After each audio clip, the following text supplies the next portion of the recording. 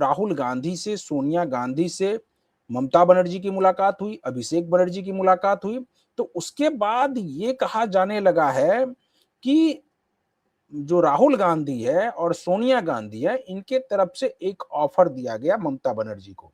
ममता बनर्जी को यह ऑफर दिया गया कि आपके पास तो अब कुछ रहा नहीं, अब आपके पास ना सांसदों की संख्या ज्यादा है, विधायक भी नहीं है, ना के बराबर ही है, उनको ना के बराबर ही माना जाए अगर 5 7 8 विधायक आपके पास है भी तो आप क्या कीजिए कि अपनी पार्टी को मर्ज कर दीजिए कांग्रेस में और आपको हम राष्ट्रीय उपाध्यक्ष बना देते हैं।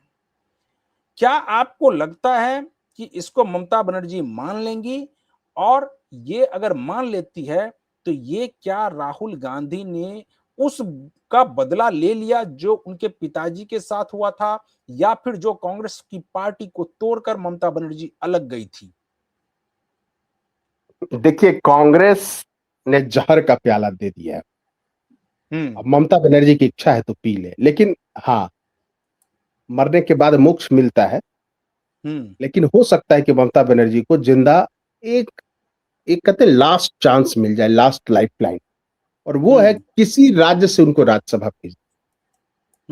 अदरवाइज वो बंगाल में से वो राज्यसभा जा नहीं सकती, विधान पर एमएलसी बन नहीं सकती, क्योंकि वहां विधान परिषद है नहीं। बंगाली सिंगल सिंगल चैम्बर का की विधानसभा, यानी केवल विधानसभा है वहां, और वो लोकसभा वहां से लड़ भी ले तो जीत नहीं सकती, और कोई इस्तीफा देने के लिए भी तैयार नहीं है, बताइए। और अभिषेक तो सांसद है, तो मान लीजिए अभिषेक तो रह जाएगा। लेकिन अब इसका दूसरा पक्ष क्या है कि अब टीएमसी ऋतुपद बनर्जी वाली टीएमसी हो गई, और फिर वो बोलेंगे कि जब खुद आला कमान ही दीदी ही छोड़ के भाग गई टीएमसी को, भतीजा ही भाग गया, घर चीज छोड़कर भाग गए ये लोग, तो फिर ये हम पर क्या आरोप लगा रहे हैं? ये कांग्रेस में गए और हमने इनसे बगावत की। तो ये सांसदों, जितने भी इनके सांसद बगावत करेंगे या कर रहे हैं, उनको एक रैशनल आधार मिल जाएगा, एक तार्किक आधार मिल जाएगा, एक रैशनल बेस मिल जाएगा, एक लॉजिक मिल जाएगा, एक रीजन मिल जाएगा कि भाई तुम तो खुद भाग गए, हमें क्या कह रहे हो भगोड़ा, और इनके साथ जाएगा कौन? दिक्कत ये है कि अगर ये कांग्रेस में जाएगी तो कांग्रेस का जो स्टेट यूनिट है, जो भी वहां बचे कुछ है, वो सब बीजेपी में जाए या सीपीएम में जाए। क्यों? अगर कांग्रेस ये सोच रही है कि ममता बनर्जी के आने से बंगाल में कांग्रेस मजबूत हो जाएगी, तो ऐसी स्थिति होती हुई दिखाई नहीं दे रही है, क्योंकि वहां पर कांग्रेस भी ममता बनर्जी से ही मैदान में लड़ रही थी, और उनके कार्यकर्ता और टीएमसी के कार्यकर्ता दोनों एक दूसरे को टक्कर दे रहे थे।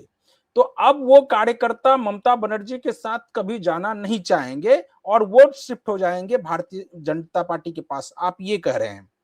जी, एक और पक्ष जो है, जो जिस पर कांग्रेस की नजर है, उनको लगता है कि, और कांग्रेस ने शर्त रखी है कि ये प्रस्ताव टीएमसी की तरफ से आना चाहिए। अभी तुरंत खबर आई है कि ये प्रस्ताव विलय का, अब विलय क्या, कुछ बचा ही नहीं, दीदी और भतीजे उठ के चले जाएंगे। अब उसमें कांग्रेस का क्या टारगेट है कि वो मुस्लिम वोटर्स को आप अपने पाले में करने के लिए वो सीपीएम के साथ भी अलायंस कर लेंगे। सीपीएम डायरेक्ट टीएमसी के साथ अलायंस करेगी नहीं, क्योंकि सीपीएम का इनके साथ बहुत रगड़ा है, सीपीएम के कार्यकर्ताओं को उन्होंने बहुत परेशान किया है, लेकिन कांग्रेस के साथ अलायंस कर लेगी सीपीएम, और ये अलायंस में लड़ेंगे 29 का चुनाव, जिसमें Mamata Banerjee will be the vice president of Congress party, और ये लोग कम से कम मुस्लिम वोट तो ले लेंगे 30%। बिल्कुल।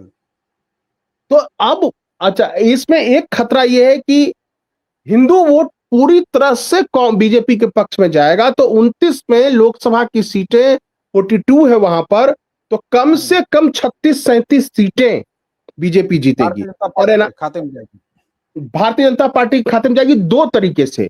एक, जो परिसीमन असम में हुआ, वहां देखिए पहले 25-30 या तक मुस्लिम सीटों वाली थी प्रभाव, उसको घटा के 21-22 तक ले आई परिसीमन में, और यहां भी जो 4-5 सीटें हैं मुस्लिम प्रभाव वाली, क्योंकि देखिए मुस्लिम वहां पे मुर्शिदाबाद, मालदा, नदिया, बहराम जी जी। फिर तो संजीव जी ये भी लगेगा ना कि क्योंकि वहां भी तो पोलराइज होगा, क्योंकि उधर लगेगा हिंदुओं को कि जो ये लोग मुस्लिम वोटरों को कंसोलिडेट करने के लिए सभी पार्टी एक साथ आ गई है उधर, तो इधर हिंदू भी कंसोलिडेट होकर के भारतीय जनता पार्टी खेमे में आ जाएगी।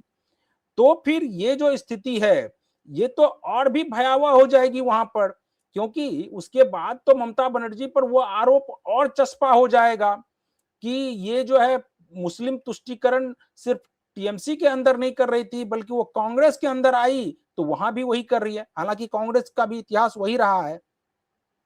नहीं, देखिए इसमें मुझे ये लग रहा है कि ममता बनर्जी का पक्ष मैं बताना चाहता हूं। ममता बनर्जी और उनके जो भी भतीजे हैं, सिपा सलार हैं, उनके दिमाग में ये है कि पार्टी तो चली गई है हाथ से, ट्रेजरी ना जाए। यानी जब तक स्पीकर, लोकसभा के स्पीकर और विधानसभा के स्पीकर कुछ तय करें, उससे पहले पार्टी का विलय ऑफिशियली कर दिया जाए। इलेक्शन कमीशन का सिंबल पर डिसीजन से पहले पार्टी का अगर विलय करें तो वो ट्रेजरी यानी जो कोष है पार्टी का, और वो कोष होगा 100 करोड़ प्लस होगा कम से कम, मुझे ऐसा लगता है ऑफिशियल, वो कम से कम टीएमसी या के जरिए कांग्रेस में आ जाए। और कांग्रेस को ये फायदा है, बैठे बैठे इतना ट्रेजरी मिल गया, बंगाल से उनको अभी भी क्या मिल रहा है।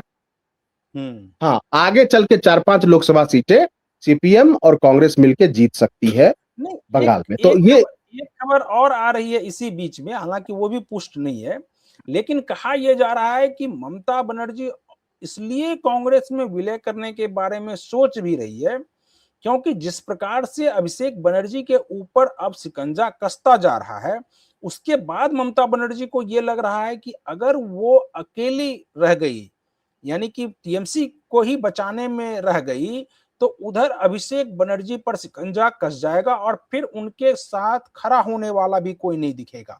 इसलिए कम से कम एक कैडर बेस्ड पार्टी कांग्रेस के पास चलो, ताकि अगर कुछ इसके बाद होता है तो फिर सभी लोग इकट्ठा होकर कम से कम ये कहने में होंगे कि ये पॉलिटिकल वेंडेटा के तहत अभिषेक बनर्जी को फंसाया जा रहा है।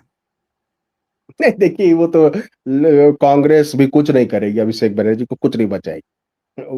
वो बचा भी नहीं पा सकते, जितने उन पर गंभीर आरोप है, जितने जांच होगी तो अभिषेक के पाप के पोटली और भी खुलेगी और तब आप देखिएगा कि वो नहीं बचा सकते उसको। वो देखिए, मुझे ऐसा लगता है कि थोड़ा सा मैं अतिशयोक्ति कर रहा हूं, लेकिन ममता की हालत नेपोलियन वाली हो गई। जब वाटरलू का युद्ध हार गए थे नेपोलियन, वैसे नेपोलियन एक बहुत ही ऊंचे कद के पॉलिटिकल लीडर और मिलिट्री कमांडर थे, लेकिन फिर भी मैं उस घटना के बारे में तुलना कर रहा हूं। जब वाटरलू वो हार गए थे तो फिर उनको एक आइलैंड में भेज दिया था ब्रिटिश सरकार, जहां पे कुछ दिनों बाद उनकी मृत्यु हो, 2-4-5 साल बाद।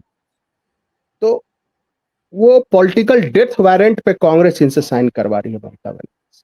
उनको लगता है कि अभिषेक अगर कन्विक्टेड हो जाए, वैसे भी अभिषेक अनपॉपुलर है, तो अभिषेक से के पास कोई ऐसा है नहीं कि वो दे सके कांग्रेस को। अभिषेक जेल में जाएगा, ममता बनर्जी टीएमसी में चली जाती तो ममता बनर्जी को 41% से ज्यादा वोट मिला है, वो वोट का कुछ हिस्सा तो कांग्रेस को मिल जाएगा। कांग्रेस को अभिषेक से क्या लेना था, ममता बनर्जी से क्या लेना। इनकी हालत वही है कि वो अपने उस डेथ वारंट पे साइन कर रहे हैं, जैसा कि वाटरलू हारने के बाद नेपोलियन ने किया था और उसको द्वीप भेज दिया गया, एक आइलैंड में भेज दिया गया था, ताकि वो अपनी अंतिम यात्रा कर सके शांति से।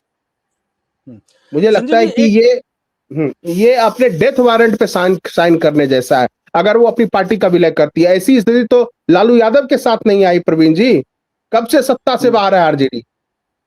बिल्कुल। अरे उपेंद्र कुशवाहा जिसके 4 एमएलए हैं, वो बीजेपी के साथ विलय करने के लिए तैयार नहीं हुआ, सोचिए। और ये 15 साल तक हुकूमत करने वाली, इतनी बार मुख्यमंत्री रहने वाली और 41% से ज्यादा वोट इस बार भी लेके आने वाली ममता बनर्जी पर क्या ऐसा हो गया, उनका भरोसा ही टूट गया। उनको लग रहा है कि वो बंगाल में खत्म हो गई है, फिनिश हो गई है।